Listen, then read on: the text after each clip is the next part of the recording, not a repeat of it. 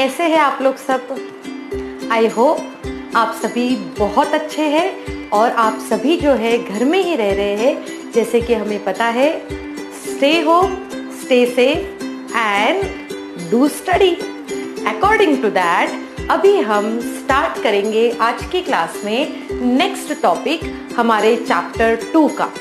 Right अभी तक जो है जितने भी मेरे वीडियोस है उन सभी में हमने एसिड, बेसिस और सॉल्ट में से एसिड्स का स्टडी कर चुके हैं, बेसिस का स्टडी कर चुके हैं। तो अब हमें देखना है सॉल्ट्स। सो आज से हम स्टार्ट करेंगे सॉल्ट्स।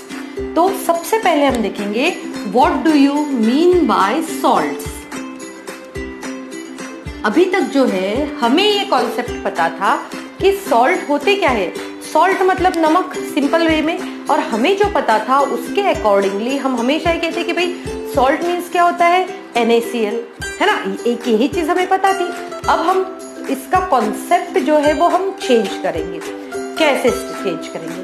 अभी हमने काफी सारी रिएक्शंस देखी थी, एसिड्स की रिएक्शन देखी थी, मेटल की रिएक्शन देखी थी और काफी सारी जगह पे क्या फॉर्म हुआ था, सॉल्ट फॉर्म हुआ था। तो अभी हम देखते हैं कि सॉल्ट एक्चुअल में होता क्या है। हमने न्यूट्रलाइजेशन प्रोसेस भी स्टडी की थी जिसमें क्या फॉर्म हो रहा है, सॉल्ट फॉर्म हो रहा है। तो अभी हम सबसे पहले देखते हैं कि सॉल्ट्स क्या होते हैं, कि क्या डेफिनेशन होती है इसकी। तो हम क्या कहेंगे, सॉल्ट्स क्या होते हैं? Salts are actually formed by acids and bases. Salts are formed by acids and bases. और acids और bases की जब रिएक्शन होती है तब उसे कहा जाता है न्यूट्रलाइजेशन रिएक्शन, राइट। तो अभी मैं यहाँ पर कुछ एग्जाम्पल्स लिखती हूँ सॉल्ट्स के। तो एग्जाम्पल ऑफ सॉल्ट्स जो है उनमें हम सबसे कॉमन एग्जाम्पल लेते हैं, वो है NaCl, जिसका नेम क्या होता है, sodium chloride. Sodium chloride. Second जो हम नेम लेंगे वो है MgCl2। तो ये नेम क्या हुआ, मैग्नीशियम क्लोराइड, राइट। सिमिलरली सिर्फ ये दो ही नहीं, क्लोराइड ही नहीं, हमारे पास बहुत सारे सॉल्ट है। जैसे कि हम कहते हैं Na2CO3, NaHCO3, राइट। अगर मैं और कोई दूसरे सॉल्ट्स लेती हूँ तो मैं ये भी ले सकती हूँ MgSO4, करेक्ट। या फिर हम और भी किसी का सॉल्ट लेंगे तो ये क्या कहेंगे, CaCO3 या फिर CaNO3। तो आप जितने भी CaNO3 होल ट्वाइस, तो आप जितने भी सॉल्ट्स देख रहे हो यहाँ पर, इन सभी सॉल्ट किससे बने हुए हैं? ये सभी सॉल्ट्स जो है वो बने हुए हैं एसिड और साथ में बेसिस से, राइट। यहाँ पर मैं आपको एक एग्जाम्पल बताती हूँ कैसे बने हुए हैं। देखो, जैसे अगर मैं NaCl का देखूँ तो NaCl कैसे बना हुआ है, HCl प्लस NaOH, राइट। तो HCl क्या है, एसिड है। NaOH क्या है, बेस है।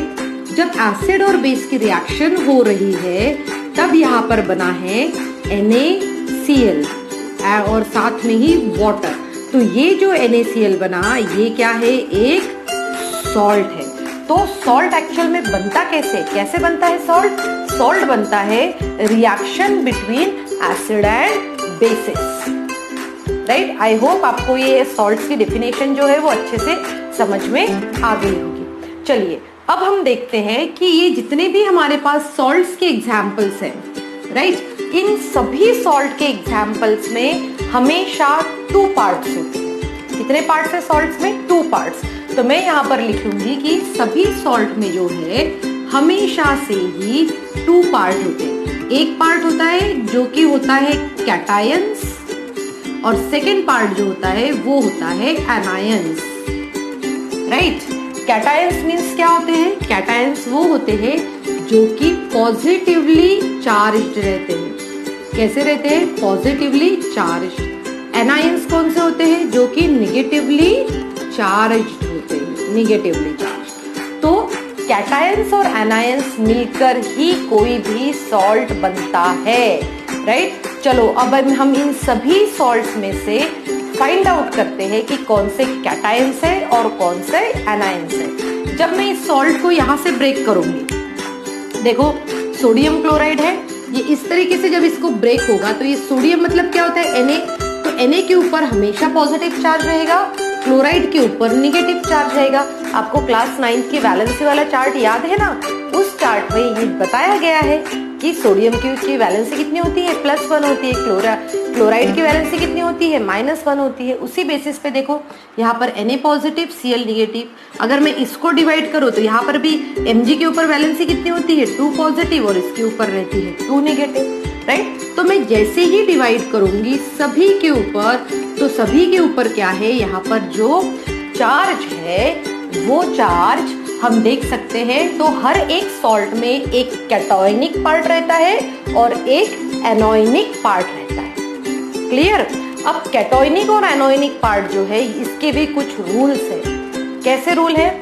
रूल्स ये है कि किसी भी सॉल्ट में पहले जो रहेगा वो कौन सा पार्ट रहेगा, कैटायंस रहेगा। तो ये जितने भी पहले जो दिया है, मैग्नीशियम, सोडियम, यहाँ सोडियम, यहाँ कैल्शियम, मैग्नीशियम, सो इन सभी में कैटायंस हम ये कहेंगे कि कैटायंस आर ऑलवेज, ये याद रखना है हमें, कैटायंस आर ऑलवेज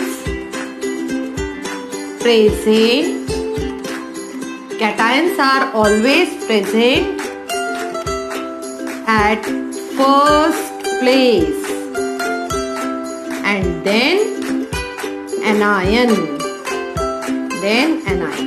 तो कैटायंस जो रहता है उनको हमेशा जो है पोजीशन कहाँ मिलती है, फर्स्ट पोजीशन पे मिलती है, और इसीलिए वो उसके बाद में ही एनायन का, ये क्या है, ये एक रूल बनाया गया। जो केमिस्ट्री का जो एसोसिएशन है उन्होंने जो है ये रूल्स कुछ बना के रखे हुए, ताकि सभी साइंटिस्ट या कुछ न्यूली रिकवर्ड भी एलिमेंट्स रहते हैं उन सभी के लिए भी एक जैसे ही सभी रूल्स रहे, राइट। तो इस बेसिस पे हम सॉल्ट का स्टडी कर सकते हैं, राइट। आई होप आपको समझ में आ गया होगा। Okay, now let's start with next. In next concept हम ये देखेंगे कि जितने भी हमारे पास सॉल्ट्स होते हैं ये एक्चुअली, हमने तो कहा ये एसिड्स और बेसिस से बनते हैं, राइट। किससे बनते हैं ये सभी सॉल्ट्स? एसिड और बेसिस से बनते हैं, राइट। तो अभी हम देखते हैं कि हमारे पास, अगर हमारे पास कोई स्ट्रॉन्ग एसिड हो, हमारे पास अगर कोई स्ट्रॉन्ग एसिड हो, स्ट्रॉन्ग एसिड और साथ में स्ट्रॉन्ग बेस, स्ट्रॉन्ग एसिड और स्ट्रॉन्ग बेस, हमने प्रीवियस वीडियो में स्ट्रॉन्ग एसिड्स और स्ट्रॉन्ग बेस की जो है कॉन्सेप्ट स्टडी कर चुके हैं। तो स्ट्रॉन्ग एसिड और स्ट्रॉन्ग बेस से भी एक सॉल्ट बनेगा। कौन सा बनेगा? सॉल्ट। बट उस सॉल्ट का नेचर कैसे रहेगा? Neutral in nature. कैसे रहेगा उसका नेचर? न्यूट्रल। क्यों रहेगा न्यूट्रल? क्योंकि जितना आपने स्ट्रॉन्ग एसिड लिया है उतना ही स्ट्रॉन्ग आपने क्या लिया? बेस लिया, और दोनों एक दूसरे को क्या करेंगे? न्यूट्रलाइज्ड करेंगे, राइट। और इसीलिए जो है उन दोनों से जो सॉल्ट बनता है वो सॉल्ट होगा न्यूट्रल इन नेचर। नेक्स्ट हम स्टार्ट करते हैं कि अगर हमारे पास कोई वीक एसिड है और साथ में वीक बेस है, क्या है? वीक एसिड और वीक बेस है, तो इससे बना हुआ सॉल्ट जो रहेगा वो सॉल्ट भी हमेशा कैसे रहेगा? Neutral in nature. कैसे रहेगा वो भी salt? Neutral in nature, right. Next जो कॉन्सेप्ट है हमारे पास वो हम देखेंगे कि अगर हमारे पास स्ट्रॉन्ग एसिड है और हमने कोई वीक बेस लिया, स्ट्रॉन्ग एसिड और वीक बेस। अब ध्यान से देखो, ये स्ट्रॉन्ग एसिड है, ये वीक बेस है। तो स्ट्रॉन्ग एसिड और वीक बेस में क्या होता है कि जितना आपने एसिड लिया है और उसमें बेस डाला तो वो बेस उसको पूरी तरीके से न्यूट्रलाइज नहीं कर पाता। क्यों नहीं करता? क्योंकि वो खुद क्या है? एक वीक बेस है। और इसीलिए जो है ये जो सॉल्ट बनेगा वो सॉल्ट रहेगा एसिडिक इन नेचर। वो सॉल्ट कैसा रहेगा? Acidic in nature, correct. Then next next जो है, अगर अभी हमारे पास वीक एसिड हो और साथ में स्ट्रॉन्ग बेस अगर हम लेते हैं तो ये भी न्यूट्रलाइज होकर सॉल्ट ही बनाएगा, और ये क्या बनाएगा, ये बनाएगा बेसिक सॉल्ट। क्या बनाएगा, ये बेसिक सॉल्ट बनाएगा। ओके, सो ये हमें कॉन्सेप्ट है, इसको और थोड़ा सा डिटेल्ड में हम स्टडी करते हैं क्लास 11th में, जहां पर हम इसके और जो प्रॉपर्टीज है वो भी हम स्टडी करेंगे।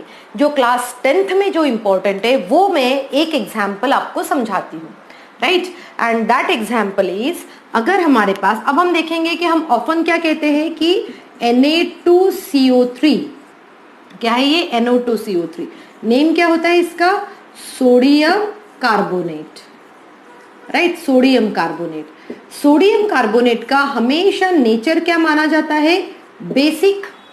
क्या होता है सोडियम कार्बोनेट का नेचर, बेसिक माना जाता है। अब ये बनता कैसे है, देखो, हमारे बेसिक नेचर कहा तो डेफिनेटली हमारे पास क्या होना चाहिए, स्ट्रॉन्ग बेस होना चाहिए और वीक एसिड होना चाहिए। तो कोई भी स्ट्रॉन्ग बेस, और स्पेशली स्ट्रॉन्ग बेस में हम क्या लेंगे, सोडियम का सॉल्ट है, इसीलिए हमने कौन सा लिया है, NaOH लिया।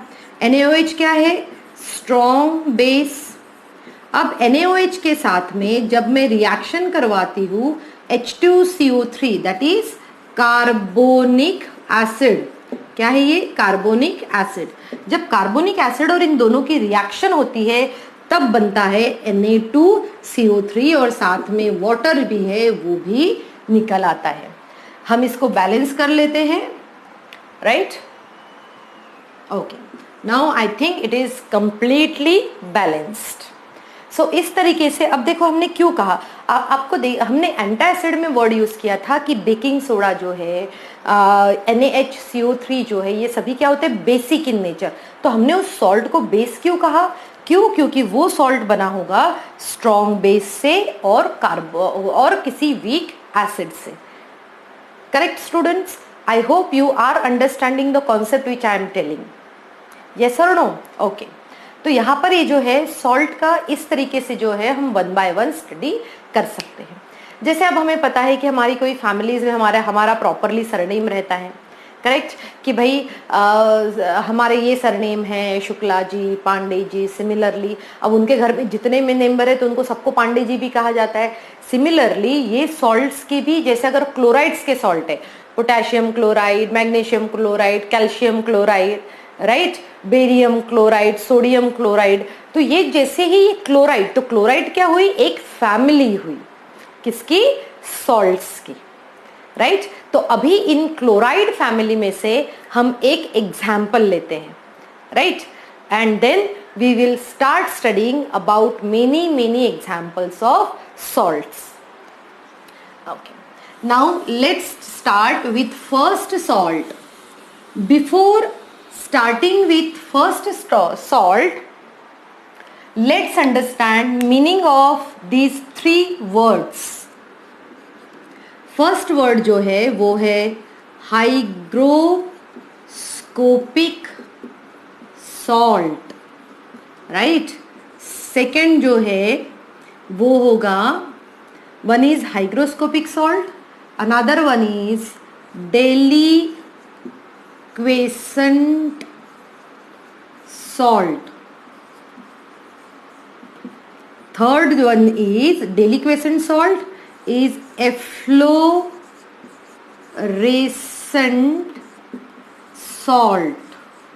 efflorescent salt. तो यहां पर हमारे पास 3 सॉल्ट है, राइट, 3 सॉल्ट नहीं है एक्चुअली, हम सभी सॉल्ट्स को है इन कैटेगरीज में लाते हैं। तो अब देखते हैं एग्जाम्पल। चलो ये एग्जाम्पल स्टडी करने से पहले मैं आपको कुछ डे टू डे लाइफ का एग्जाम्पल बताती हूँ। चलो आप सोचो कि अभी तो खैर मई है, आप सोचो कि जून या जुलाई में या फिर रेनी सीजन में हमारा जो टेबल सॉल्ट रहता है, जो हमारे घर पे नमक रखा हुआ रहता है, वो नमक जो है हल्का सा गीला हो जाता है, राइट। अब वो नमक गीला क्यों होता है, वो आंसर हम इससे देंगे। आपने देखा होगा कि आपके घर पे कोई कॉस्टिक सोडा जो रहता है, कॉस्टिक सोडा पता है क्या होता है, नहीं पता? चलो अभी घर पे मम्मा भी है, मम्मा से पूछना। हमारे घर में जो चिमनीज होती है, राइट, मॉड्यूलर किचन में चिमनीज है ना साफ करने के लिए, तो चिमनीज साफ करने के लिए हमेशा घर में जो है कॉस्टिक सोडा आता है। आप अगर किसी भी ग्रोसरी शॉप में जाकर अगर आप पूछते हैं कि कॉस्टिक सोडा, तो इजीली आपको दे देंगे।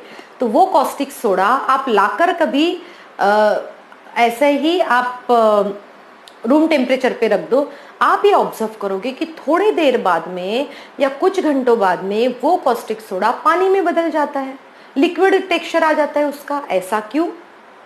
राइट, एक तो बस गीला हुआ, पानी में कन्वर्ट नहीं हुआ। एक का क्या हुआ? एक का ऐसा हुआ कि उसने वो पानी में ही कन्वर्ट हो गया। अब एक और एग्जाम्पल बताते हैं, वो बताते हैं हम डिटर्जेंट पाउडर का। अब आप डिटर्जेंट पाउडर का एग्जाम्पल लोगे, जैसे ही आप रूइन सुप्रीम ले लो या फिर कोई भी डिटर्जेंट पाउडर, जैसे ही आप उसको ओपन करते हैं पैकेट को, वो हल्का सा नमी रहती है उसमें, राइट, ऐसा वेट सा हल्का सा रहता है, वो बहुत गीला तो नहीं कहेंगे, थोड़ी सी नमी रहती है। और जैसे ही आप उसको ओपन एयर में रखोगे, कुछ देर बाद में या कुछ दिनों बाद में वो एकदम ड्राई हो जाता है। तो ये तीनों एग्जाम्पल्स जो मैंने बताए, इन तीनों एग्जाम्पल्स का इन तीनों में हम कैटेगराइज्ड कर सकते हैं, राइट। कैसे कैटेगराइज कर सकते हैं, लेट्स सी। अब देखो हाइग्रोस्कोपिक सॉल्ट क्या होते हैं। Hygroscopic salts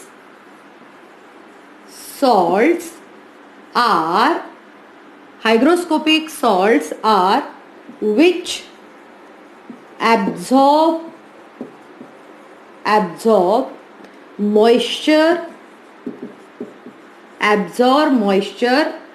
and become wet. It means hygroscopic salts वो सॉल्ट्स होते हैं जो मॉइस्चर को एब्जॉर्ब करने के बाद में थोड़े से हल्के से गीले हो जाते हैं। जैसे कि हमारा अगर हम एग्जाम्पल लेते हैं तो हमारा क्या होता है, ये NaCl टेबल सॉल्ट, और ये हमने बहुत बार देखा हुआ है। हमारे घर का जो नमक रहता है, हमेशा रेनी सीजन में वो नमक थोड़ा सा गीला हो जाता है। क्यों? क्योंकि नमक की जो टेंडेंसी है वो है हाइग्रोस्कोपिक इन नेचर। अब देखो, अभी हम देखेंगे डेलिक्वेसेंट मीन्स क्या होता है। ये वो सॉल्ट्स होते हैं, salts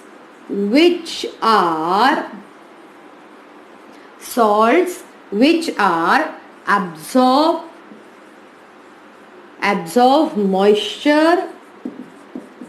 moisture and convert into liquid और इसीलिए उनको कहा जाता है deliquescent salt.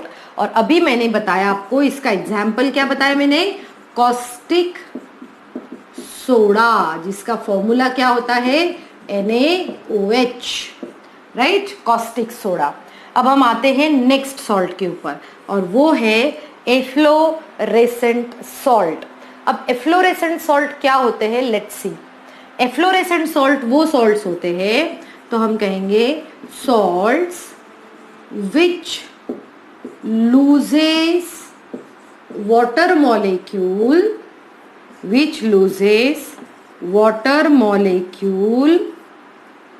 in atmosphere, For example, washing soda. And one by one, तो ये क्या कर रहे हैं कि ऐसे सॉल्ट्स जो एयर के कांटेक्ट में आने के बाद में क्या लूज करते हैं, वाटर ऑफ मॉलिक्यूल लूज कर देते हैं, और ऐसे सॉल्ट्स को कहा जाता है एफ्लोरेसेंट सॉल्ट्स। और एफ्लोरेसेंट सॉल्ट का सिर्फ मैंने यहाँ पर सिर्फ एक एग्जाम्पल दिए, ऐसे काफ़ी सारे एग्जाम्पल्स हैं। सो स्टूडेंट्स, आई होप आपको ये अच्छे से समझ में आ गया होगा। अब नेक्स्ट क्लास में हम क्या करेंगे, हम कुछ सॉल्ट्स के एग्जाम्पल्स देखेंगे, जैसे कि हम स्टडी करेंगे टेबल सॉल्ट के बारे में, हम स्टडी करेंगे कॉस्टिक सोडा के बारे में, हम स्टडी करेंगे वॉशिंग सोडा के बारे में। और सिर्फ इतना ही नहीं, कुछ और भी एग्जाम्पल्स हैं, वो भी हम स्टडी करेंगे। सो आई होप आप सभी को आज की भी क्लास में जो जो पढ़ाया है वो सब कुछ अच्छे से समझ में आ गया होगा। तो स्टूडेंट्स, आप हमेशा पढ़ते रहिए और इस टाइम का प्रॉपरली यूटिलाइज करिए। और अगर आपको मेरा वीडियो समझ में आ गया होगा तो प्लीज़ मेरे चैनल को सब्सक्राइब करना, लाइक करना और शेयर करना बिल्कुल भी नहीं भूलना है। Thank you students and have a good day ahead.